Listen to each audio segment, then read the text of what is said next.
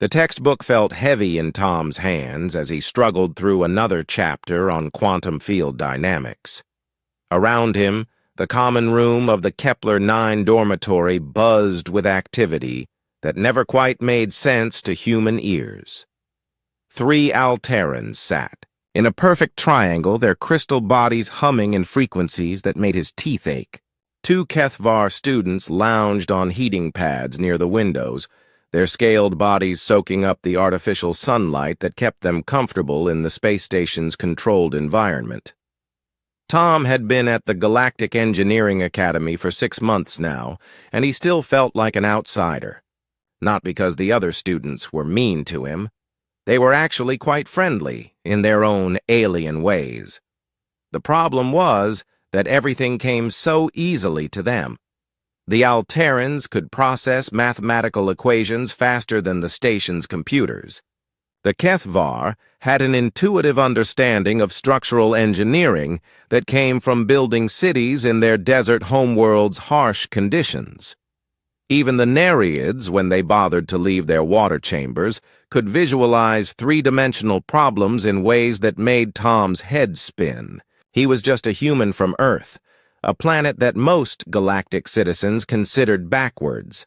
His species had only joined the galactic community 50 years ago, and they were still catching up to technology that other races had mastered for centuries.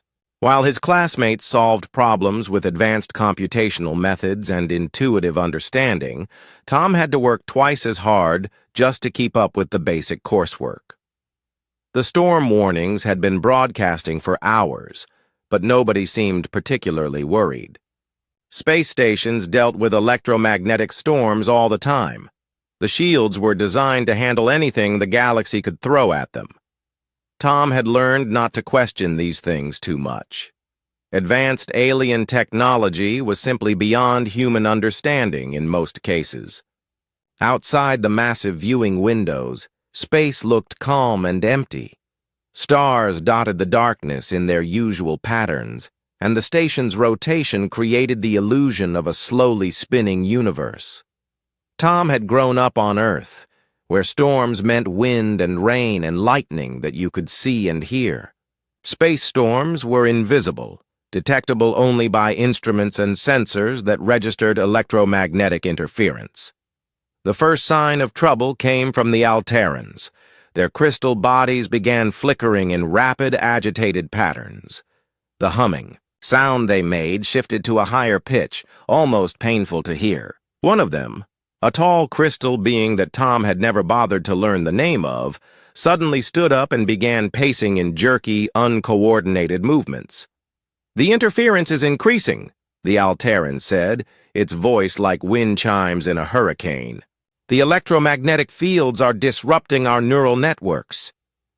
Tom looked around the room and realized that all the alien students were showing signs of distress.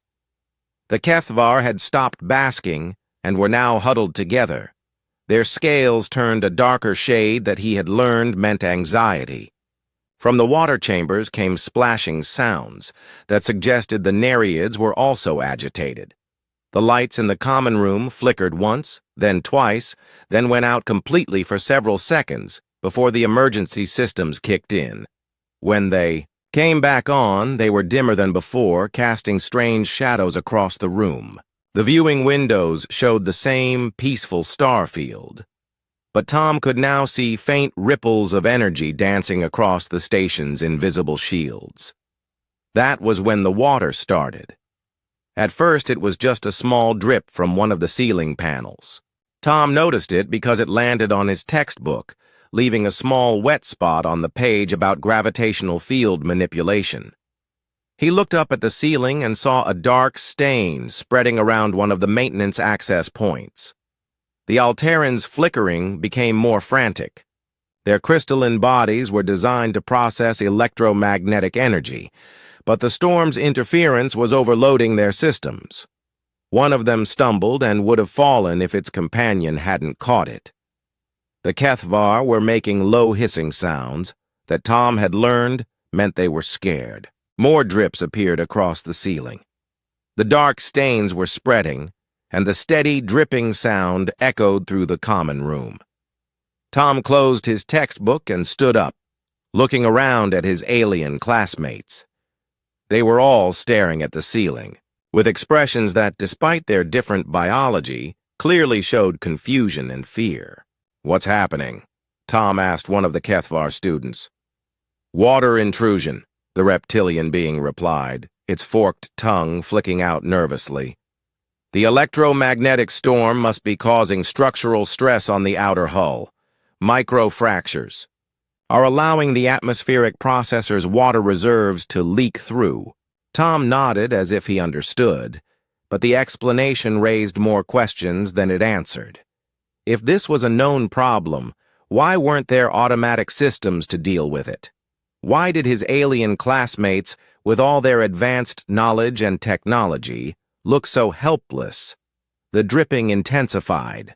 What had been isolated drops became small streams, and the streams began forming puddles on the floor.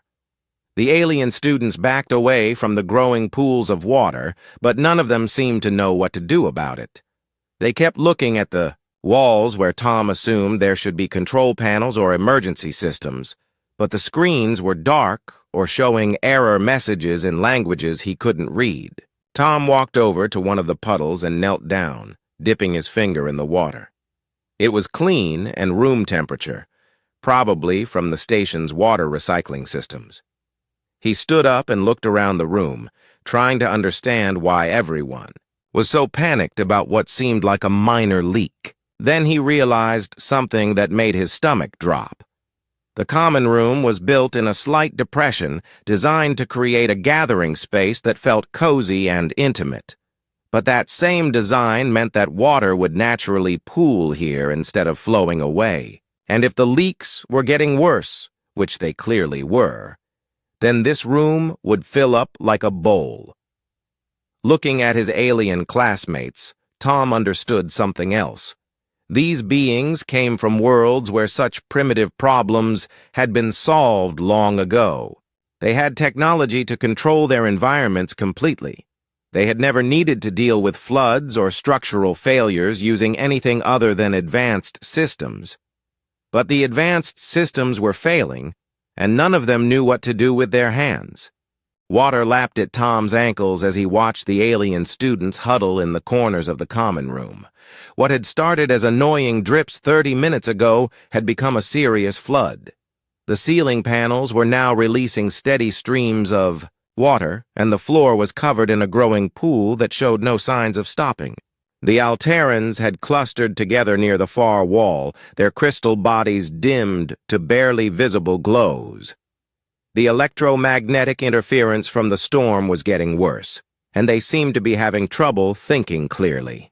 Every few seconds, one of them would flicker brightly and then dim again like a light bulb with a loose connection. "The computational matrices are unstable," one of them managed to say, its voice distorted and crackling. "Cannot process solutions. Cannot access repair protocols." Tom had never seen an Alteran look helpless before. In class, they were always the first to solve complex problems, their crystal minds working through equations that would take human computers hours to complete. Now, they stood frozen, unable to adapt when their natural abilities were disrupted. The HFY weren't doing much better. The two reptilian students had climbed onto the heating platforms near the windows, trying to stay out of the rising water. Their cold-blooded bodies were already showing signs of stress from the lower temperature.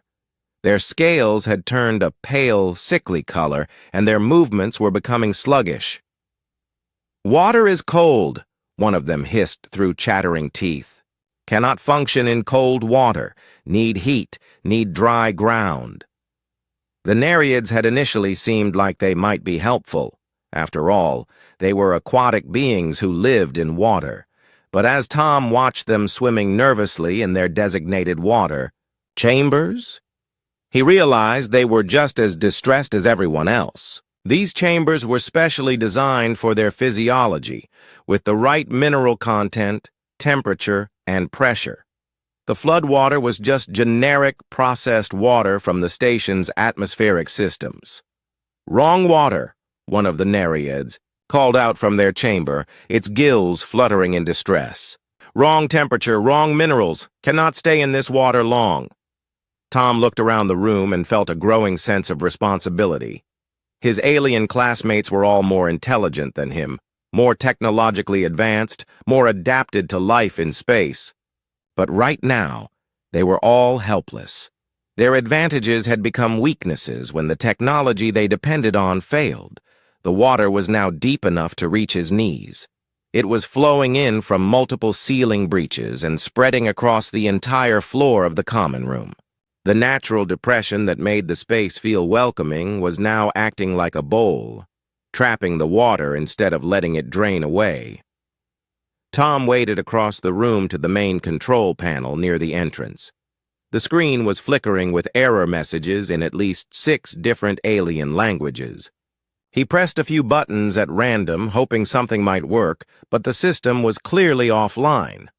Whatever damage the electromagnetic storm had done to the station's computers was beyond his ability to fix. He turned back to survey the room and started thinking like a human instead of trying to think like an alien. On Earth, people dealt with floods all the time. Humans had been diverting water, building dams, and managing flow for thousands of years. They didn't need advanced computer systems or perfect environmental controls. They used simple physics, available materials, and a willingness to get their hands dirty. The water was coming from the ceiling and pooling on the floor. That was the problem. But it was also the solution. Water always flowed downhill, following the path of least resistance. The station had artificial gravity generators that created the down direction, and those generators were still working fine. Tom could see and feel the water flowing naturally toward the lowest points in the room. He started walking around the edges of the common room, following the walls and looking for drainage points. There had to be places where water was supposed to go during normal operations. The station's designers wouldn't have created a space that could flood without any way for water to escape. Behind the Alteran's study area, he found what he was looking for. A small grate set into the floor, partially hidden by furniture. It was designed to handle minor spills and condensation, but the opening was tiny compared to the amount of water flowing into the room. Still, it was connected to the station's main drainage system, which should still be functional even if the computer controls were offline. The problem was getting the water from the center of the room, where it was pooling, to the drainage point near the wall. The floor was essentially flat, so the water had no reason to flow in any particular direction. It just spread out evenly and sat there, getting deeper. Tom looked around the room at the furniture, the wall hangings, the personal belongings that the alien students had left scattered around. His human brain started seeing possibilities that his alien classmates couldn't recognize. Furniture could be moved to create barriers. Cushions and blankets could absorb water and direct its flow. Even the aliens themselves could help, once they understood what needed to be done. "I have an idea," Tom announced to the room. His voice echoed strangely in the flooded space. The Alterans turned their dimmed crystal bodies toward him. The Kethvar lifted their heads from their heating platforms. Even the Nereids poked their heads out of their water chambers to listen. "We need to make the water flow toward the drain," Tom said, pointing to the small grate he had found. "Water always flows downhill, but the floor is flat, so we need to create our own hills and valleys to guide it where we want it to go." The aliens stared at him with expressions that clearly showed they had no idea what he was talking about. Tom realized that these beings had never needed to think about water management at such a basic level. Their worlds had been terraformed and controlled for so long that they had no experience with primitive engineering solutions. He took a deep breath and stepped into the deeper water in the center of the room. The time for explanation was over. He would have to show them how humans solved problems when technology failed them. Tom grabbed the nearest piece of furniture, a low table that the Alterans used for their study crystals, and dragged it through the knee-deep water toward the center of the room. The table was heavier than it looked, made from some dense alien material, but Tom managed to position it where he wanted it. "What are you doing?" asked one of the Kethvar from its heating platform, watching Tom with obvious confusion. "Making a dam," Tom replied, though he realized the word probably didn't translate well. "A barrier to control where the water goes." He positioned the table so it would block water from flowing toward the deepest part of the room, and instead direct it toward the wall where the drain was located. It wasn't much, but it was a start. The water immediately began flowing around the edges of the table, following the path of least resistance just as Tom had expected. Next, he waded over to the seating area where several large cushions were floating like lazy islands. The cushions were made from some kind of absorbent material that had already soaked up a significant amount of water.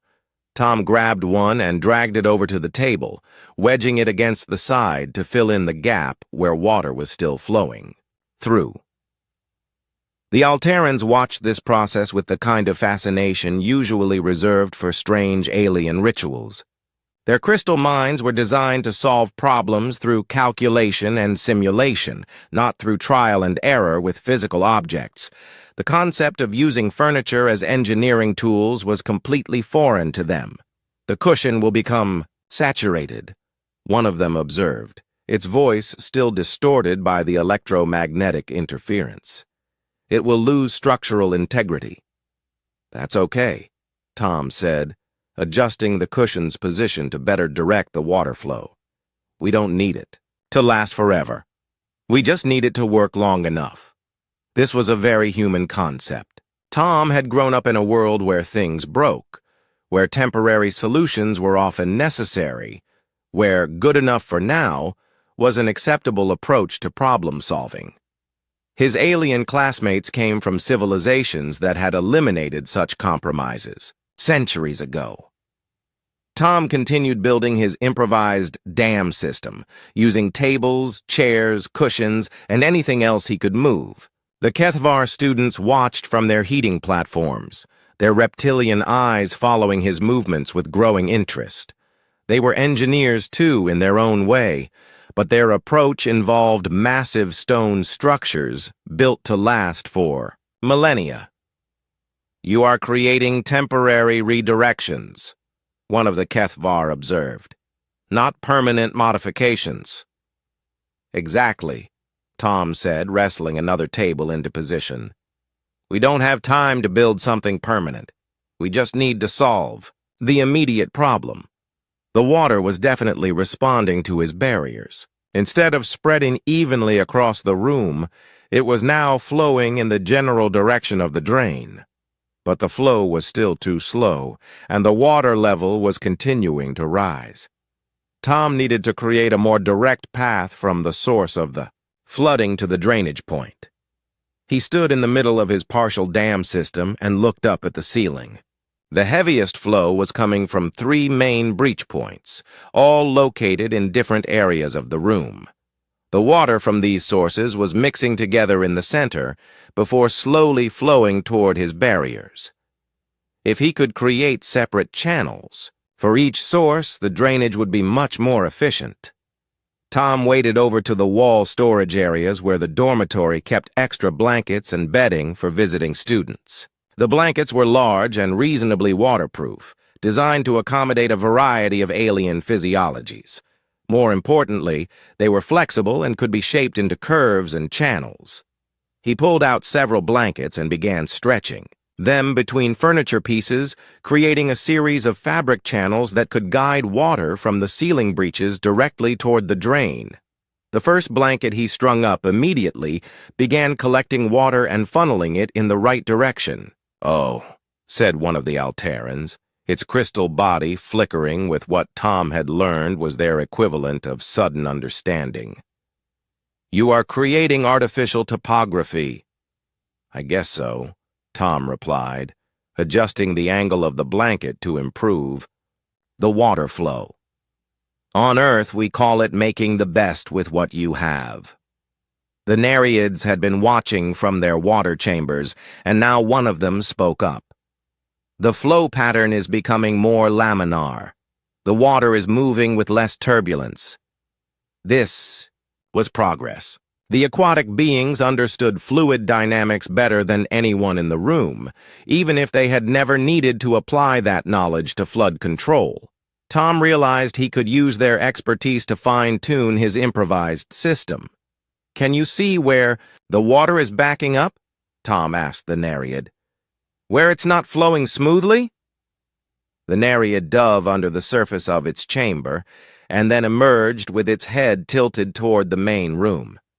Its large eyes were designed to track movement in water, and it could see flow patterns that were invisible to Tom. "The channel near the far wall is too steep," the Nereid reported. "Water is flowing too fast and overshooting the collection point. The middle channel needs more support where it sags." Tom nodded and began making adjustments based on the Nereid's observations.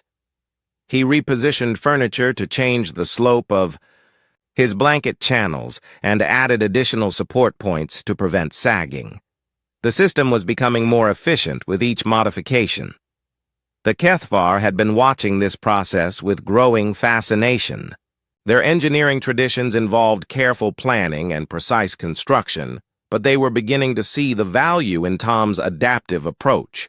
One of them finally climbed down from its heating platform and waded into the water. "We can help," the Kethvar said, its voice steady despite the cold water. "Our strength is greater than yours. We can move heavier obstacles." Tom grinned and pointed to a large storage cabinet that was blocking access to a secondary drain he had spotted. "If you can move that, we can create a second drainage path." The Kethvar student put its powerful shoulders against the cabinet and pushed it aside with ease. Tom immediately began stringing a blanket channel toward the newly accessible drain, creating a second path for the floodwater. Working together, they were making real progress. The water level had stopped rising and was actually beginning to drop as Tom's improvised drainage system became more effective. But more importantly, his alien classmates were starting to understand that complex problems could sometimes be solved with simple tools and creative thinking. With the water level dropping steadily, Tom found himself surrounded by curious alien students who wanted to understand exactly how his system worked. The immediate crisis was passing, but their fascination with his improvised engineering was just beginning.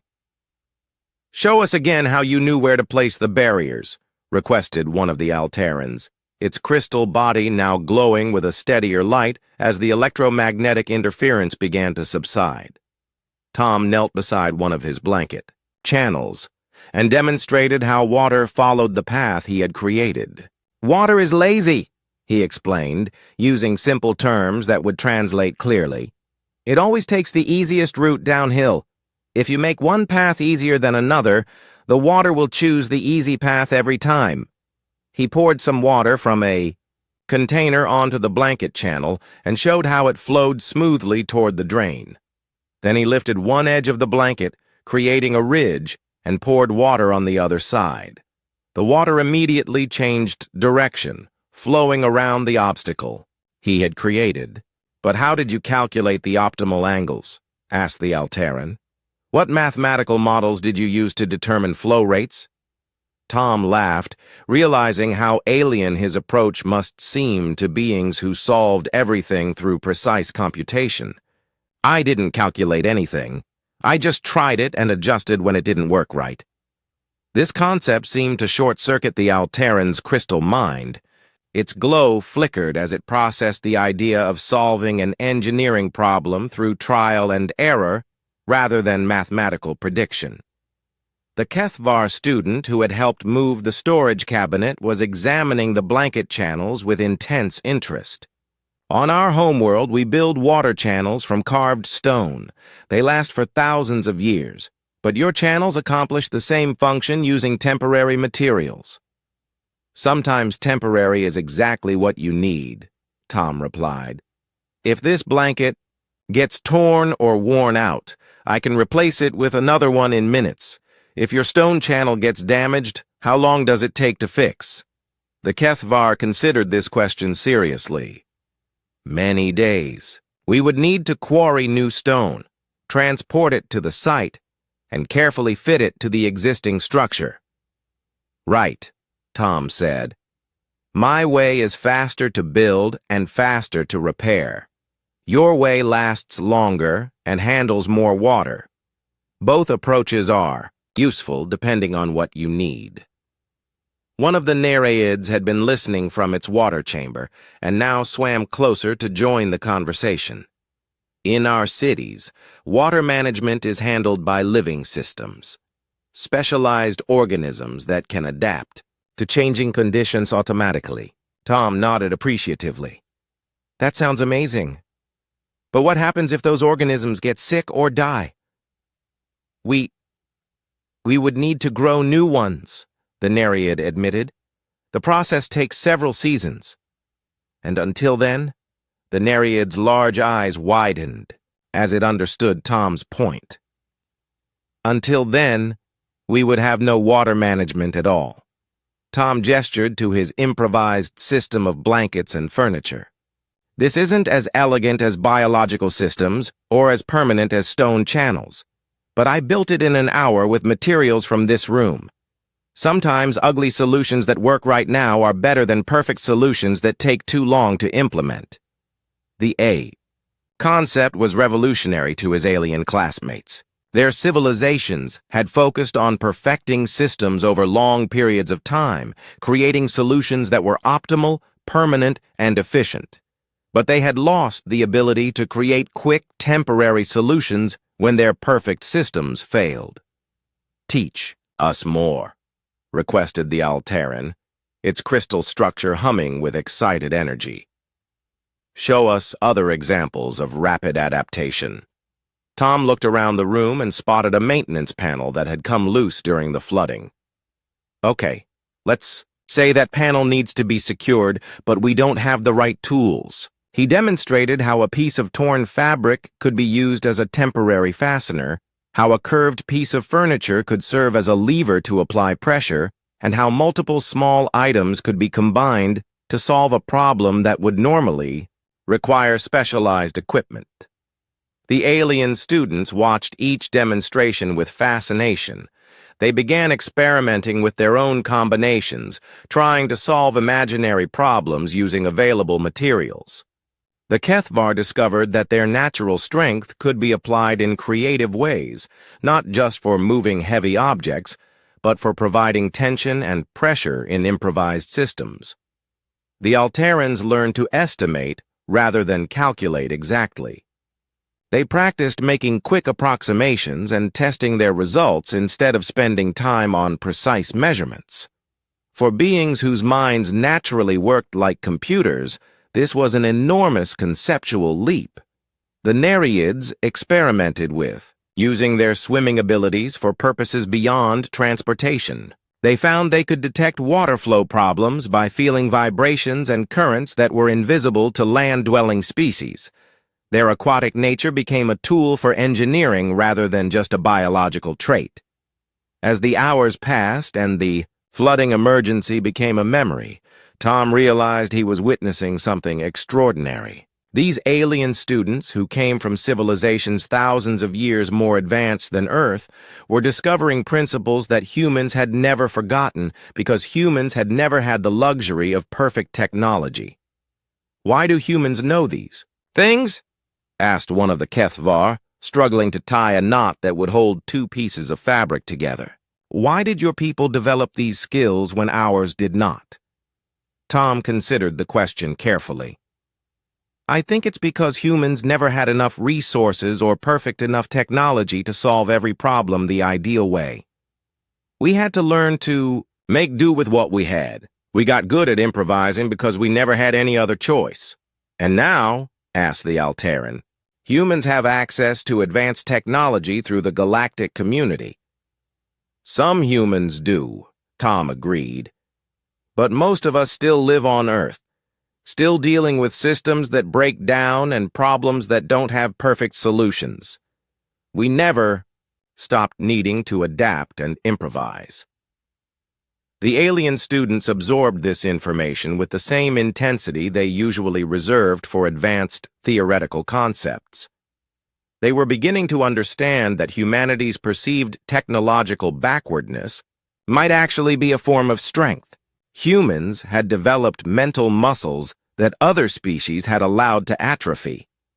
As the electromagnetic storm finally began to clear and the station's systems started coming back online, Tom's alien classmates found themselves changed by the experience.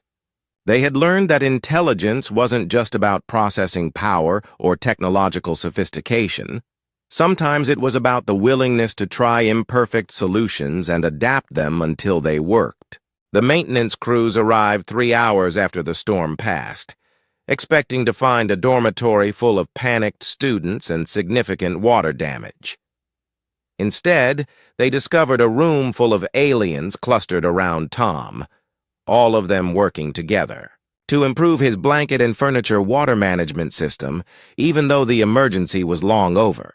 "Fascinating," murmured the head of maintenance, a multi-armed being from Rigel 7 who had been managing station repairs for decades. "We have never seen students successfully manage flood conditions without technological assistance." Word spread quickly through Kepler 9 station.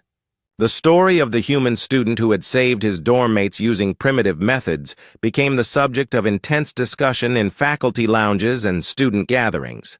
Engineers from across the galaxy requested detailed reports on Tom's improvised flood control system.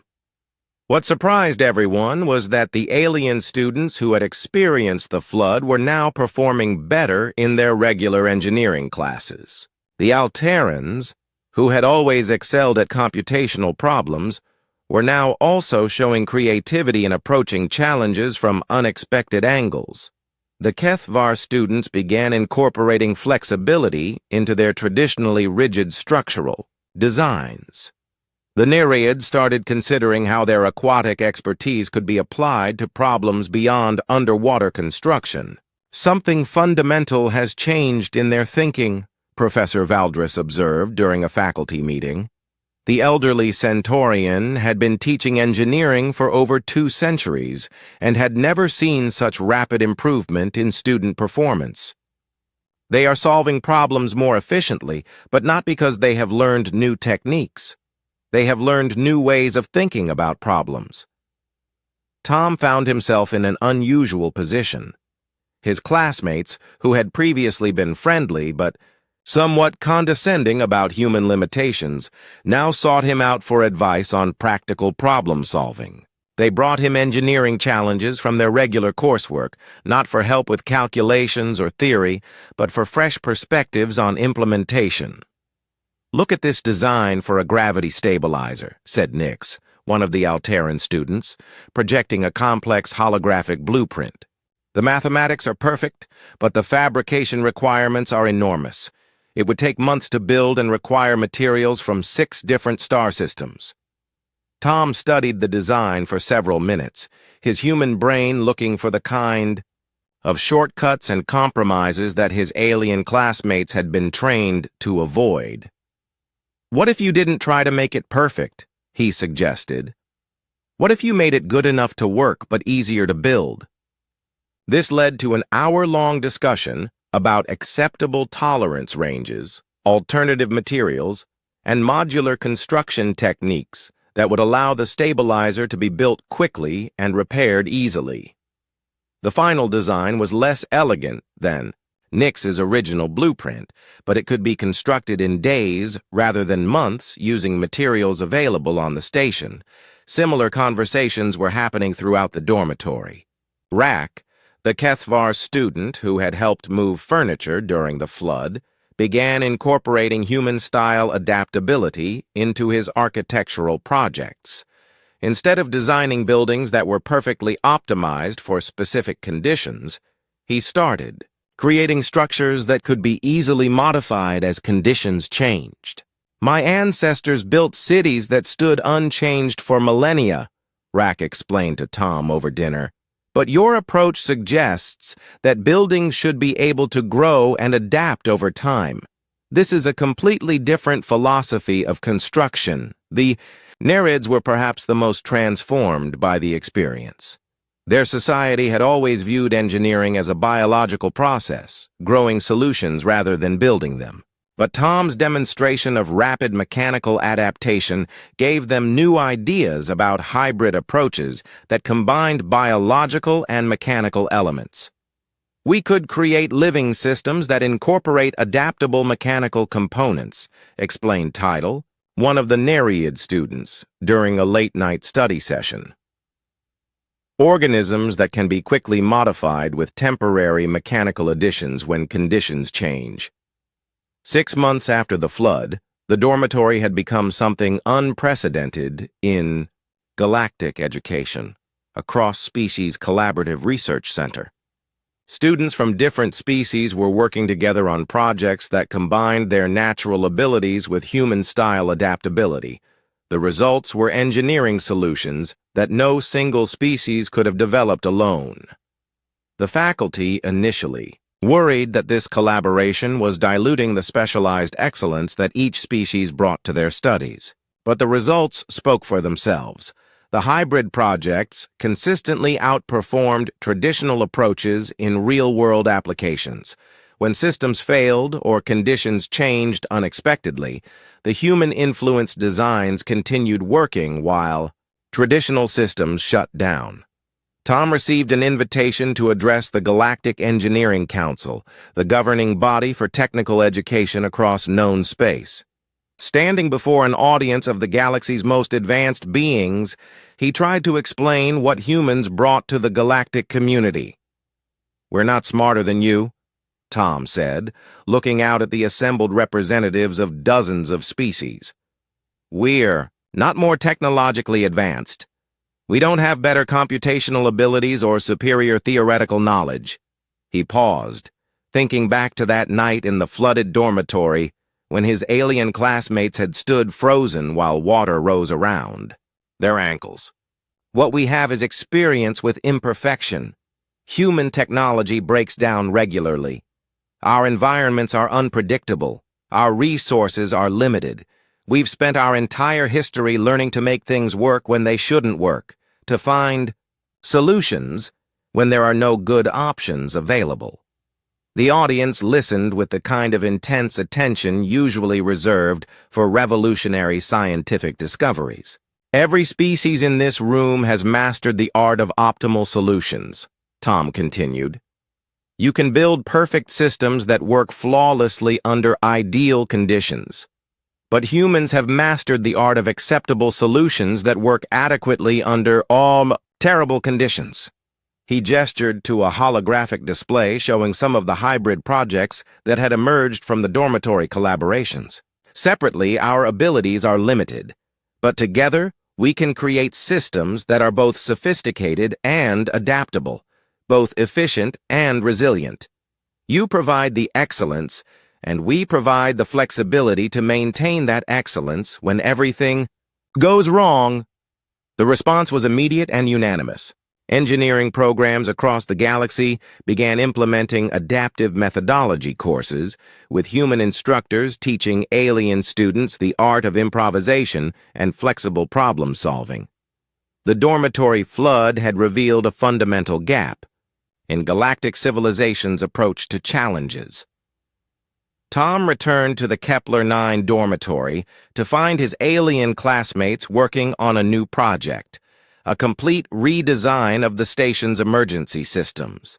Instead of relying entirely on advanced technology and computer control, the new systems incorporated manual overrides, improvised backup methods, and flexible response protocols that could be implemented using available materials.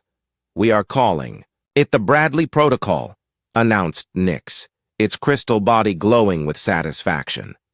"Emergency procedures designed to work even when primary systems fail completely."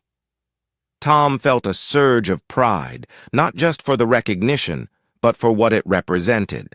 Humanity had found its place in the galactic community, not by matching the technological achievements of other species, but by contributing something equally valuable, the wisdom that came from never having perfect solutions to rely on. The Flood had been a crisis that lasted only a few hours, but the lessons learned in those hours would reshape galactic engineering for generations to come. Sometimes the most important discoveries came not from advancing technology, but from remembering simpler truths that advanced civilizations had forgotten.